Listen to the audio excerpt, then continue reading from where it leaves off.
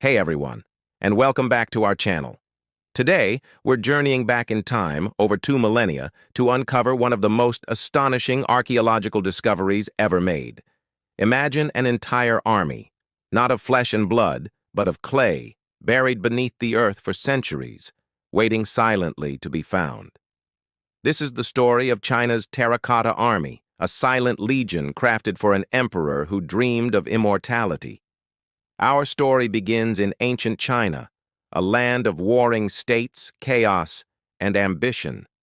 In the 3rd century BCE, a formidable leader named Ying rose to power. He was the king of the Qin state, and through brilliant military strategy and ruthless determination, he did what no one had ever done before. He conquered all rival states and unified China. In 221 BCE, he declared himself Qin Shi Huang, the first emperor. Qin Shi Huang was a visionary, a reformer, and a tyrant.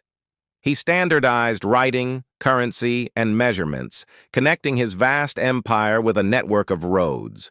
He also ordered the construction of the first version of the Great Wall, but alongside his ambition for his earthly empire, he harbored an even greater obsession: the afterlife. The emperor was terrified of death and desperately sought the elixir of immortality. He sent expeditions to find mythical islands of the immortals and consulted with alchemists who promised eternal life. But as he grew older, he realized he needed a backup plan. If he couldn't live forever, he would rule forever in the next world. And to rule, he needed an army. This wasn't going to be just any army. It had to be as grand and powerful as the one that had conquered China. So Qin Shi Huang commissioned a project of almost unimaginable scale, a life-sized army made entirely of terracotta clay. This monumental task began shortly after he ascended the throne, long before he even became emperor. It's believed that over 700,000 laborers, artisans, and convicts were conscripted from all corners of the empire to work on his mausoleum complex, a massive necropolis designed to be a replica of his capital city. The heart of this complex was the underground army, thousands upon thousands of artisans set to work. They weren't just mass-producing identical statues. Each warrior was a unique masterpiece. Using local clay, they sculpted individual soldiers, crafting them with distinct facial features, hairstyles, and expressions. Some look young and determined, others older and battle-hardened. They were built in parts. Legs, torsos, arms, and heads were created separately and then assembled. Once assembled, they were fired in massive kilns, a process requiring incredible skill to prevent the huge statues from cracking. After firing, the real magic happened. The plain clay figures were brought to life with vibrant colors. They were painted with bright pigments of pink, red, green, blue, and purple, making them look astonishingly lifelike. Their armor, meticulously detailed, was painted to resemble real leather and metal. They held real weapons, too: bronze swords, spears, and crossbows, which were so well made that some were still sharp when they were rediscovered 2,000 years later. The army was a perfect representation of Qin's military machine. There were infantrymen, standing ready for battle. There were archers, some kneeling and some standing, poised to release a volley of arrows. There were cavalrymen with their sculpted horses and high-ranking generals, their height and intricate uniforms denoting their status. The army was arranged in battle formation, placed in vast underground pits, facing east, the direction from which the emperor's conquered enemies had come. They were ready to defend their emperor for all eternity. In 210 BCE, after a reign of 36 years, Qin Shi Huang died. His grand mausoleum, including the Terracotta Army, was sealed. His son took the throne, but the Qin dynasty, built on such power and fear, crumbled just 4 years later. The succeeding Han dynasty recorded the existence of the emperor's tomb, but over time its exact location and the secret of the clay army were lost to history. Legends faded into memory, and the silent soldiers slept, buried and forgotten beneath the fields of Shanxi province. For over 2,000 years, farmers plowed the land above, completely unaware of the Imperial Legion resting just below their feet. Fast forward to March 1974. The region was suffering from a drought, and a group of local farmers, led by a man named Yang Jifa, decided to dig a new well to find water. As they dug deeper and deeper, their shovels hit something hard. It wasn't a rock.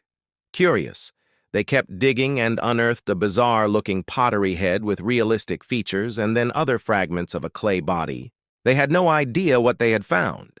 They thought it might be an old statue of a god or a demon from an ancient temple. They reported their strange find to the local authorities, unknowingly setting in motion one of the greatest archaeological events of the 20th century. Archaeologists rushed to the site, and what they began to uncover was beyond anyone's wildest imagination. The initial find was just the tip of the iceberg. They had stumbled upon the first of several massive pits containing the Terracotta Army. Pit number 1, the largest, contained an estimated 6,000 warriors and horses, arranged in a precise military formation. As excavations continued, they discovered Pit 2, which held cavalry units and archers, and Pit 3, the command post with high-ranking officers.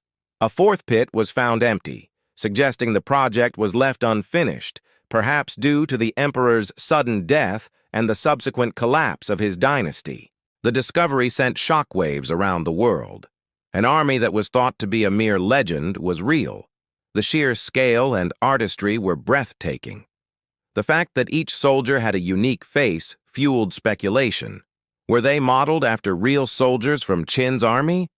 It's a theory that many experts believe is true, making this not just a collection of statues, but a portrait gallery of the men who helped forge an empire. Sadly, exposure to the air caused the vibrant paint on the warriors to flake off and fade within minutes of being excavated. Today, archaeologists use advanced techniques to preserve the delicate colors on newly unearthed figures, giving us a glimpse of their original splendor. The army was meant to be a vibrant, colorful spectacle, not the uniform gray we often see today. The main tomb of Qin Shi Huang himself, said to contain a map of his empire with rivers of flowing mercury, remains unexcavated. Scientists are hesitant to open it, fearing that current technology is not advanced enough to preserve whatever treasures lie inside. There are also concerns about the high levels of toxic mercury that have been detected in the soil around the tomb mound, which intriguingly aligns with the ancient historical descriptions.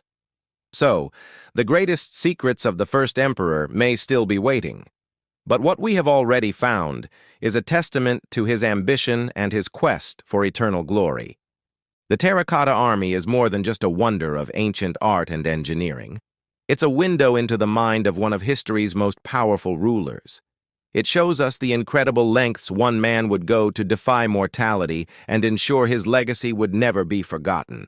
And in a way, he succeeded. 2,000 years later, we are still talking about him, and millions flock to see the silent, loyal army that continues to guard him in the afterlife. Thank you so much for joining me on this incredible journey into the past. What do you find most fascinating about the Terracotta Army? Let me know in the comments below. If you enjoyed this video, please give it a thumbs up, and don't forget to subscribe and hit that notification bell so you won't miss our next adventure. Thanks for watching, and see you next time.